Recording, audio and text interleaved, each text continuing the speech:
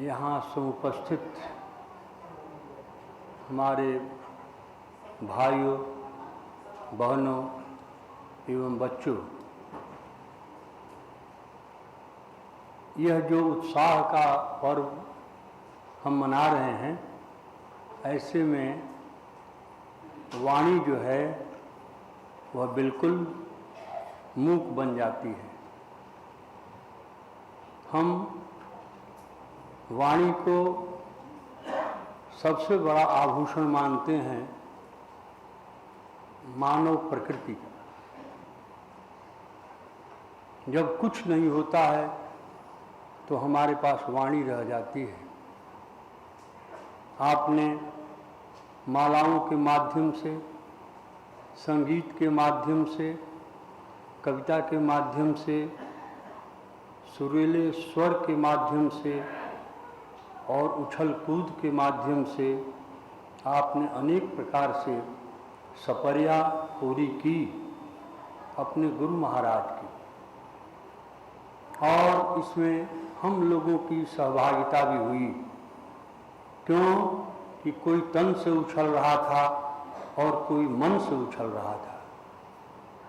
किसी ने माला पहना करके अपनी पूजा की इतिश्री मान ली, लेकिन कुछ ऐसे भी भक्त थे जो भीतर में अपने गुरुदेव भगवान का दर्शन कर रहे थे, और उनके लिए यह अष्टमी का जो पर्व है वह सदा के लिए, जीवन भर के लिए स्मरण करने के योग्य बन जाया करता है।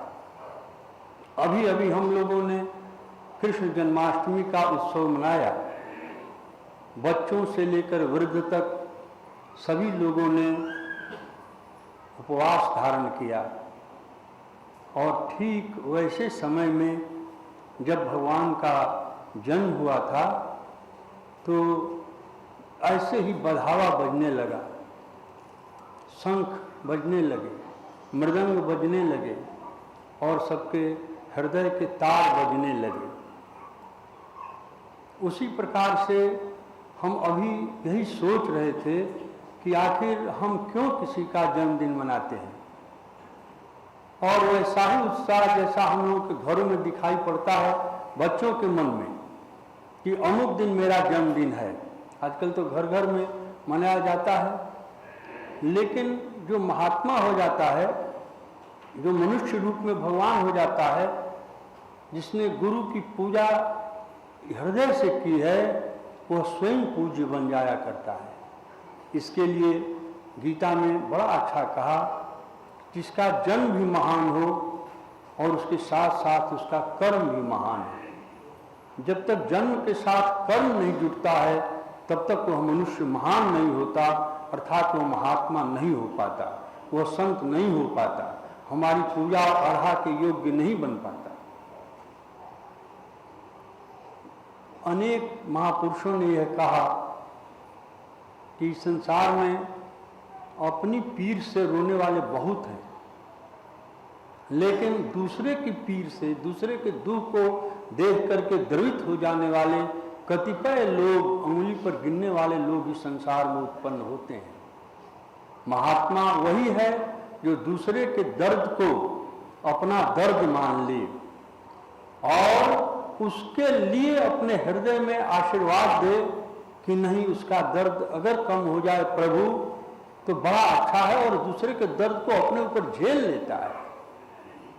मैं यही सोच रहा था, महाराज के जीवन से मैं बहुत दिनों से संबद्ध रहा हूँ, और एक पूरी जीवन यात्रा अब हमारी समाप्ति पर है, और ऐसी समाप्ति की यात्रा पर मैं आकर ठहर गया हूँ। जैसे आपको देख कर ठहर गया हूँ, आपको लग कर ठहर गया हूँ, आपके जीवन की रहनी को देख कर ठहर गया हूँ। और तब क्यों ठहर गया? आखिर मैं आनंद के लिए। तो क्या जीवन भर में यह आनंद मुझे नहीं मिला था? नहीं मिला था। अब लगता है कि मैंने जो कुछ किया था वह सब गलत था, क्योंकि मेरे पीछे एक ऐसी परंपरा नहीं आई, मैंने एक परंपरा की स्थापना नहीं की। लेकिन हमारे साथ रहने वाले सहयात्री महात्मा जी ने, स्वामी जी ने किस प्रकार से गुरु चरणों में अपना संपूर्ण समर्पित कर दिया। और जब तक संपूर्ण समर्पण नहीं होता है तब तक वह परमात्मा हमारे भीतर अवस्थित नहीं होता है। गुरु के चरणों के मर्म को महात्मा जी ने समझा, स्वामी जी महाराज ने समझा और बिल्कुल उनको अपने भीतर उतार लिया। जब उतार लिया तो ऐसे बहुत से सहयात्री थे, सैकड़ों लोग थे जो लगे हुए थे, लेकिन सैकड़ों में से किसी एक को ही मिला हुआ। इसीलिए हमारी गीता, हमारा मानस, हमारी रामायण, ये सब हाथ उठा उठा कर कहते हैं कि जिसने अपना सब कुछ लुटाया उसको सब कुछ तो मिल गया, जो बुआ वो तिर गया, तैर गया, और जो किनारे का वो जो कटिजल का जो तैराक था, जो पानी से डरता रहा, अपने को फेंका नहीं गुरु के चरणों में, सर्वस्व अर्पित नहीं किया गुरु के चरणों में, वो बैठता रोता रह गया। आज वो रो रहा है, कोई धन के लिए रो रहा है, कोई मान प्रतिष्ठा के लिए रो रहा है, अनेक प्रकार के ऐश्वर्यों की उसकी गति है। हम लोगों की भी यही स्थिति है, मैं अपने को भी वही मानता हूं। हम आपको नहीं कहते, हम अपने को कहते हैं कि यहाँ हमारे जैसे बहुत से लोग हैं जो इस ऐहिक जीवन के लिए सब कुछ प्रभु के चरणों में मांगने के लिए आए हुए हैं। मेरा साल भर ठीक रहे, मेरा व्यवसाय ठीक रहे, मेरा अमुक ठीक रहे, अमुक ठीक रहे। लेकिन महाराज सूर्य के समान सबको कह रहे हैं कि हाँ ठीक है, कितना वाट चाहिए तुमको भाई, सोलर सिस्टम तुम्हारे पास है ना, कितना चाहिए, तो इतनी बिजली तुमको दे दिया। सब बातें चल रहे हैं। आज महाराज ने बड़ी अच्छी बात कही कि तुम खिड़की को खोल दो, रास्ते को खोल दो और हवा जो बढ़ती चली जाएगी। हवा क्या कभी कम होने वाली है? गुरु का प्रसाद ऐसा हुआ करता है कि जितना चाहोगे उससे प्राप्त कर लो, और जो चाहो प्राप्त कर लो, जिस वांछा के साथ आए हो तुमको मिलेगा। मैंने महाराज के चरणों में यह देखा कि बहुत से शिष्य आए थे हमारे गुरुदेव परम भगवान के पास में, और आश्चर्य है कि जिसने जो चाहा उसको वह मिला है। जिसने जो जिस वास्ते वो आया हुआ था, जिसे अभिवांछा को लेकर के आया हुआ था, जिस प्रयोजन से आया हुआ था, वो सब मिलता चला गया। और आपने जो चाहा आपको भी वही मिला। जब आपने जो चाहा मिला तो मैंने क्या देखा?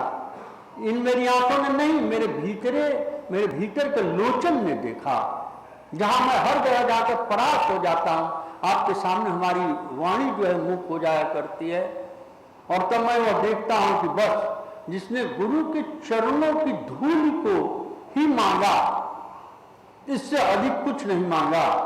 जो आदमी एक थैले को लेकर के वहां से निकल गया और एक बहुत बना बनाया जो है और ब्रंजस प्रासाद जो उसको छोड़ करके चला आया, जिसकी नींव की ईंट में वह समाया हुआ था, जो गर्दभ बन करके, गधा बन करके अपने सिर पर 27 ईंटों को ढोता हुआ जिस महल का निर्माण कराया गया था, उसमें वह लगा हुआ था, और उसको एक क्षण में जो है चुटकी बजाते हुए चला गया। यह कहां से परंपरा मिली? गुरु से परंपरा मिली। जो गुरु का हश्र हुआ था वही शिष्य का हश्र हुआ। और मैं देखता हूं कि जैसे आकाश मंडल में अनेक तारे जो है खिले हुए हैं, उसमें ग्रह नक्षत्र भी खिले हुए हैं, और उसमें मैं देखता हूं तमाम आश्रम बन गए। हमारे पिताजी कहा करते थे, हमने पूछा छोटे छोटे पहाड़ ये कहां से निकल गए? कहा कहते राक्षस सब रात को तालाब खोद रहा था, और कुछ खचिए में वो मिट्टी या कुछ बच गया था, उसको झाड़ कर चला गया। यही छोटी छोटी पहाड़ियां हैं, बाकी सब पहाड़ हैं।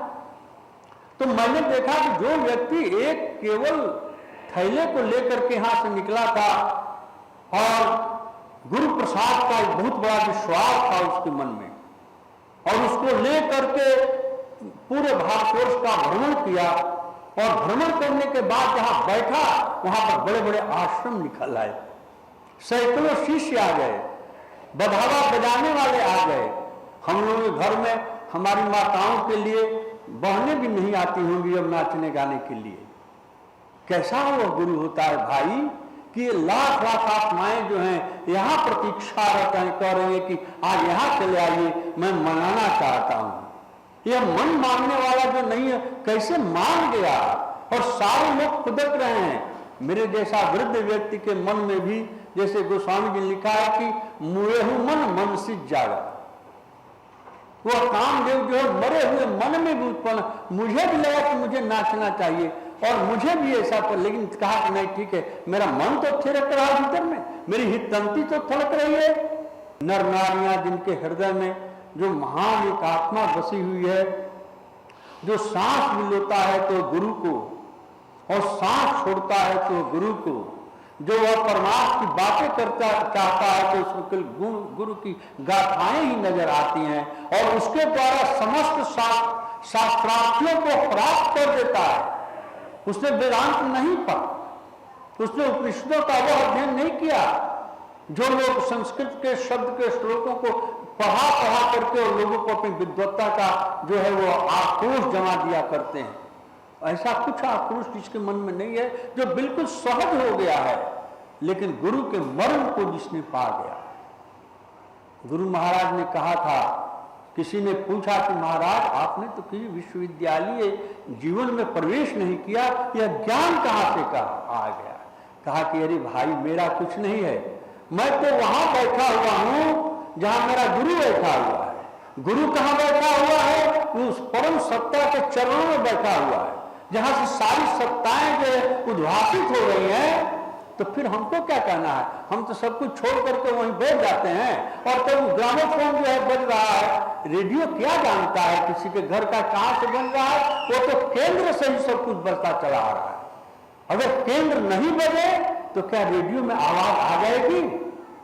तो मैं ज्यादा नहीं कहूंगा, मैं तो कुछ सुनने के लिए आया हूं, आशीर्वाद के लिए आया हूं, और मेरी समाज लगी रहती है बराबर सरकार के साथ रहने में।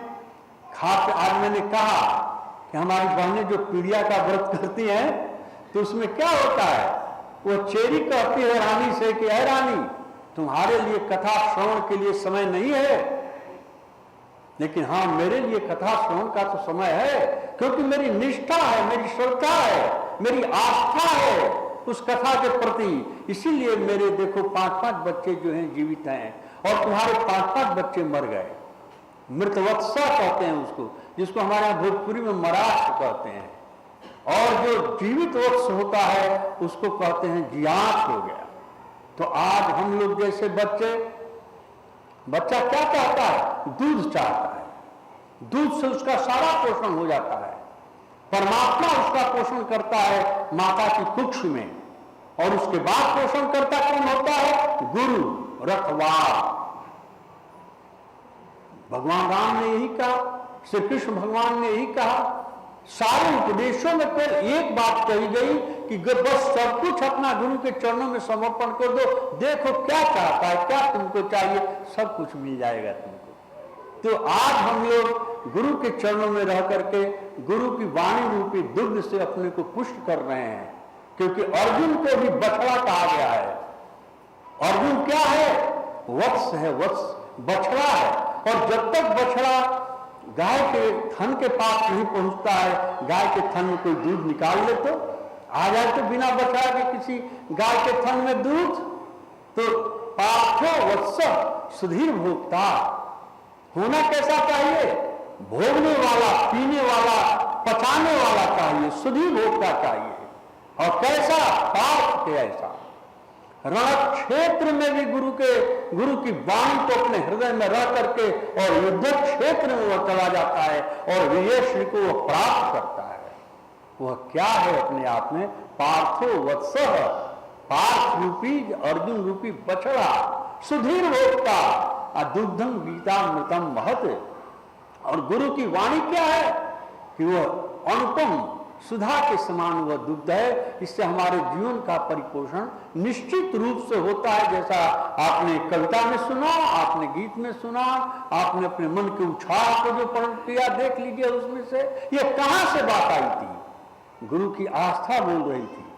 उन सहस्र सहस्र फूलों के माध्यम से जो आपने गुरु के चरणों में चढ़ा करके और जिस उत्साह और आस्था और विश्वास को प्राप्त किया है वह सामान्य आदमी नहीं है। उसमें पूरी शक्ति, गुरु की शक्ति, परमात्मा की शक्ति, हमारे रामजस भाई ने कहा गुरु ब्रह्मा गुरु विष्णु गुरुदेव महेश्वर। कहां गए तीनों लोक के स्वामी? तीनों लोक का स्वामी अगर कहीं अवस्थित हो जाता है तो गुरु के चरणों में, संत के चरणों में, तीसरा कहीं नहीं कहा गया है। इसीलिए उसको अनंत के समान शक्ति आ जाया करती है। आप कहेंगे कि गुरु एक शरीर होता है? नहीं, अस्थिमय नहीं होता, चर्ममय नहीं होता। वह क्या होता है? एक ऐसी विभूति है जो चिन्मय विभूति है, जो भीतर में इनलाइटन करता है, जो एक शक्ति से गुरु के चरणों की शक्ति लेकर हर एक हृदय में जाकर के दीपक को जला दिया करता है। ऐसे गुरु के चरणों में समय अधिक नहीं लेकर के और आपके उत्साह में कोई बाधा नहीं डालते हुए, और मैं आप सबकी श्रद्धा और जितने फूल चढ़े हैं उतने को लेकर के अपने हृदय में एक बहुत बड़ी वाणी की माला गूंथ करके और मैं आपके चरणों में चढ़ाता हूं और मैं प्रणाम करके निवेदित करता हूं कि आपके प्रति जिस के मन में भी जैसी श्रद्धा हो उस प्रकार का फल उनको प्राप्त हुआ करे। इन्हीं के साथ आप सबको जितनी भक्ति के साथ आप इतनी दूर से आए हैं कष्ट सह करके और जितनी श्रद्धा लेकर के आप आए हैं उन सभी श्रद्धा को लेकर के मैं आपके चरणों को भी प्रणाम करता हूं। आप ही हमारे लिए प्रणम्य हैं। बोलिए गुरुदेव भगवान की।